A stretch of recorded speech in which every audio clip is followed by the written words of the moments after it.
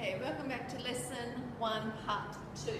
What we're going to do is look at our multiplication of surds. So there's really two rules that you need to remember with this. When I have root A times root B, I can multiply A and B together and put it all under one root sign. If I have root A times root A, that's the same as root A all squared. We know that the square root and the square are inverses of each other, so they cancel each other out, and that just leaves you with A. That's really important to remember with our expanding of brackets and when our multiplying, and what it does is it simplifies down our working. So let's have a look at a few examples when it comes to multiplying. 9 root 10 times 3 root 34. What we do here is we multiply our whole numbers together first, because what we actually have in between here is little multiplication signs. So 9 times 3 is 27.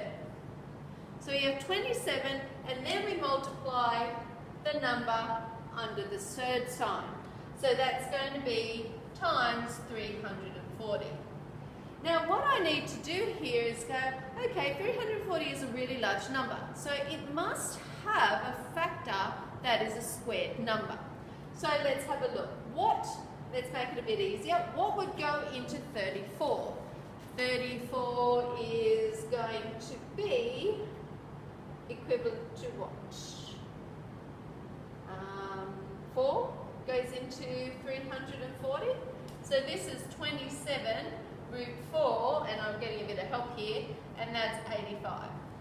How you do it in your calculators, if you're not sure what number goes into it, you put 340 into your calculator, divide by 4. Does it give you a whole number? Excellent, you found your answer. If 4 doesn't go into it, you divide it by 9.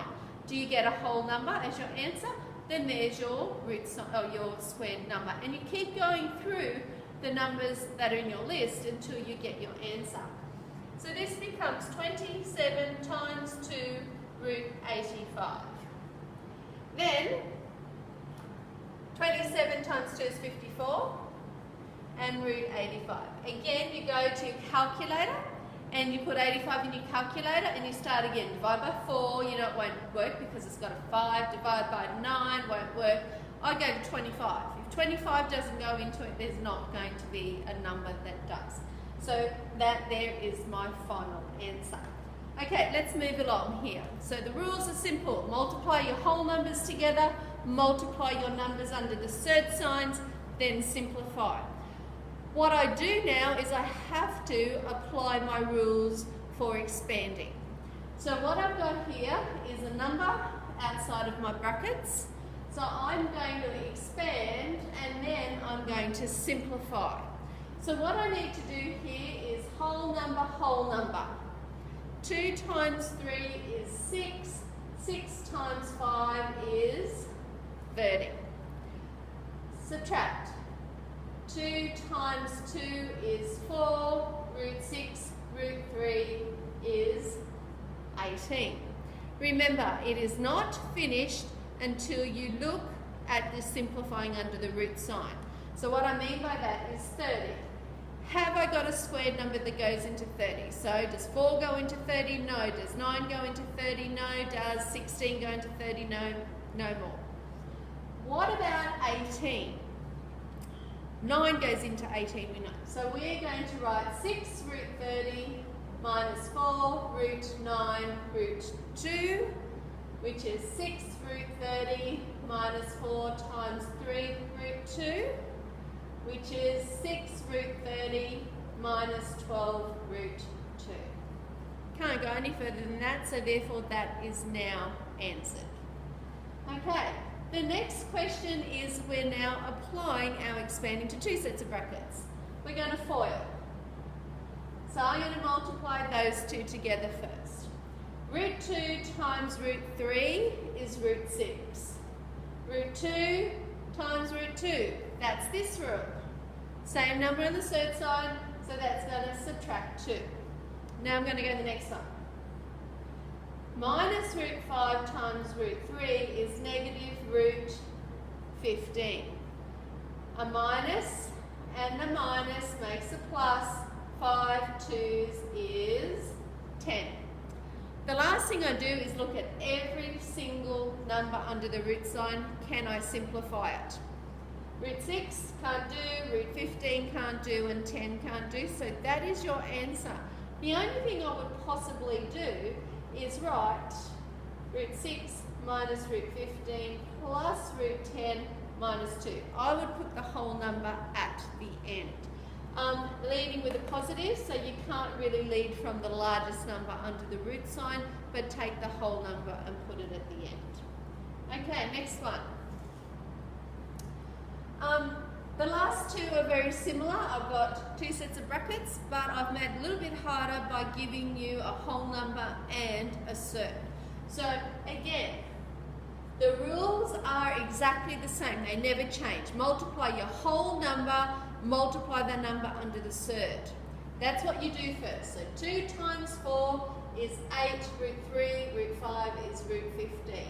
One step at a time. Next arrow, I have a subtract there. 2 times 5 is 10, root 3, root 6 is root 18. Underneath, I have a negative there, so that's going to be minus 12. 3 4s are 12, root 10. And the last one, minus minus is a plus. 3 5s is 15, root 12. Okay, now this one's a little bit better because I can actually do some simplifying with it. Root 15, can't simplify. 18, yes, 9 goes into 18. 10 can't, 4 goes into 12. So I have 8 root 15 minus 10. Now that becomes root 9, root 2. Minus 12 root 10 plus 15 root 4 root 3. Biggest mistake I see students make is they go and write the next line and just drop the root sign without solving it. So see this root 9, they would do 10 times 9, not 10 times 3. So that is a common error I see from students rushing too much.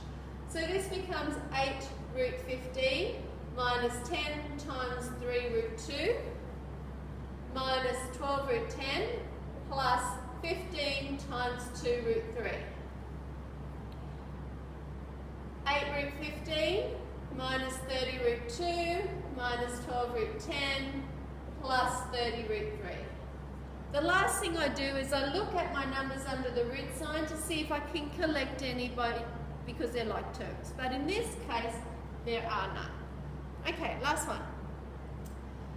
This is a perfect square. Remember we have a perfect square rule? I'm going to write that down because you've probably forgotten it. It is a squared plus 2ab plus b squared. Remember this is a, this is b. So that means I've got 2 root 2 all squared plus 2 times 2 root 2 times root 3.